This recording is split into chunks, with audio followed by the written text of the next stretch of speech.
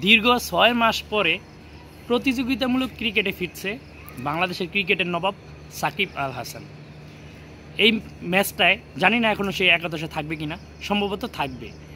যদি কোনো রকম খারাপ পারফরমেন্স করে তাহলে তাদের হ্যাটার্সদের জন্য অনেক খুশির একটা দিন। কিন্তু যদিও সাকিব তাদেরকে বরাবরই, যখন সাকিব ফিরে আসে, সব সময় সাকিব যেদিন ফিরে আসে সেদিন খুব ভালোভাবেই ফিরে আসে।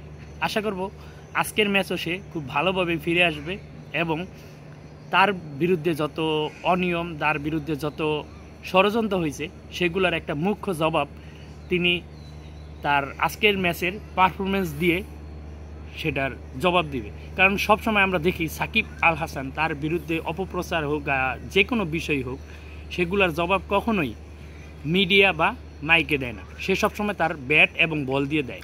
আজকেও আশা করব সে সেটাই করবে এবং প্রত্যাবর্তনের এই ম্যাচে সবসময় তিনি যেরকম প্রত্যাবর্তন ম্যাচকে রাঙিয়ে রাখেন, আজকেও তিনি তার প্রত্যাবর্তনের এই ম্যাচটা আমি মনে করব যে প্রতিযোগিতামূলক ম্যাচে সাকিব এই জগৎকালে যতবারই যে কোনো ফিরতি ম্যাচে বা প্রত্যাবর্তনের সময় যেভাবে আসছে বা যেই পরিস্থিতি মোকাবেলা করে আসছে, আজকের বিষয়টা গত ৮-৯ মাস তার সাথে যা হয়েছে সেগুলোর সম্পূর্ণ ভিন্ন।